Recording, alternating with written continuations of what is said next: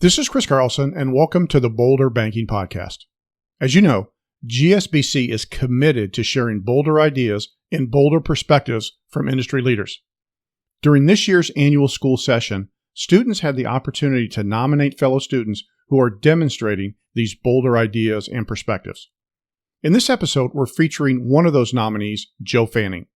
Joe just completed his second year at GSBC and is Senior Vice President of Retail for Bank of the Flint Hills. I know you will enjoy this episode in which Joe shares how he implemented the delegation of bank-wide projects and programs to different branches. The results the bank achieved were awesome, and the boost in engagement and morale were off the charts. Joe, thanks for joining us today. Thank you for having me. So, Joe, I really appreciate you taking time out of your busy schedule. I know you've got a lot going on while you're here on campus. But before we talk about the Bolder Banking Initiative that you were nominated for, can you give us a brief background of Joe Fanning? Yeah, absolutely. I'm from Manhattan, Kansas. I work for Bank of the Flint Hills as Senior Vice President over the retail department.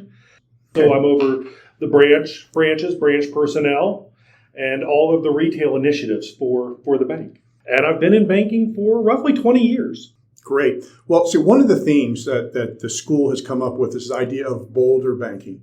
Walk us back a little bit. What conversation were you having that would cause somebody to reach out to the school and say, Joe's got a really cool, bolder initiative? You know, I was approached by Derek at one of our meals, and he was talking with me regards about, hey, what have you learned? What are your takeaways? And how have you implemented some of those for your 2 years here at the Graduate School of Banking?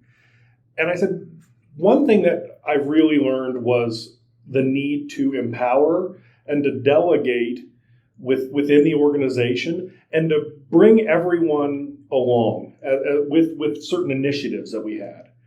And so something that we have implemented at Bank of the Flint Hills is a lot of our branch managers are younger, but yet we give them amazing projects to work on that would typically be done at a higher level, as a senior manager level even. And we've seen great inclusion from this and great buy-in. Okay, so that's a great point. Typically, senior management would do this. Let me ask you this question. What was senior management thinking when you brought this idea that would let people that typically aren't involved in this? Was there pushback? Was there excitement? Was there a process that y'all went through to be able to get to the point where you included them? Not at all, actually. Senior management was very much on board of this. The bank is ran by Lance White, and Lance White has a philosophy of that many hands make light work. And he wants to see everyone involved as a family. Everyone help making decisions, growing, sharpening their pencil. And this came very natural to us to allow them, actually, I don't even want to use the word allow, to have them be part of these decisions, these projects. And so specifics of the project look like this. You know, we may have one manager that's over an ODP program. They're fully in charge of that. Another one is over our chat function. We have one manager that actually we just said, create a communication center, manage it, measure it, and then we will look at making changes in the future on that. I don't see that typically with a lot of different organizations. What was the reaction of these people when you gave them this power, if you will? Smiles. They smiled, and a lot of them thank you for this. It's not that they don't have enough to do with their daily duties. They have plenty of things to do. That's not it. They feel included. They feel that what they do in their seat matters. And the buy-in has been fantastic. And the ownership of each project has been incredible. You know, one of the only struggles that we have with some of the projects, because a lot of these individuals are younger, is the wheel of time doesn't quite move fast enough. They have these tremendous ideas, and they want to see them implemented like tomorrow. But that isn't how the banking world works. And so setting these expectations and setting the structure for the projects with them has been a really neat experience. look out into the future. What impact do you think that this initiative is going to have to the bank? Oh, it's going to help the bank tremendously. One, we've identified that through, I'm going to use the communication center as a discussion point with that.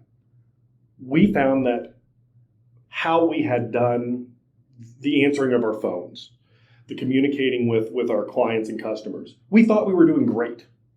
That was a decentralized process. Every branch was answering the phone. And through the analysis that Brenda and Megan did with their team, is they found that actually we weren't doing a good job. We've raised the level of customer experience through having a new communication center. We've identified that there are going to be certain efficiencies that are going to be gained by only having a dedicated number of staff answer these phones, answer our chats. We are providing a much higher level of satisfaction and service to those customers, which I can only believe will help the bank maintain and build relationships from. So there's some listeners out there thinking, how do I get started? What advice would you give to somebody out there saying, how would I get something like this started in my bank? I think it starts with senior management. Having the discussion with senior management, discussing where your vision of a process like this would be, understanding, discussing a roadmap, really, and just trying to see what would work for that institution. So somebody wants to go a little bit deeper. They might have some questions. What's the best way for somebody to get a hold of you? Oh, you can call me direct. What's that number? 785-477-3291. Joe, thanks for your time today. Thank you very much.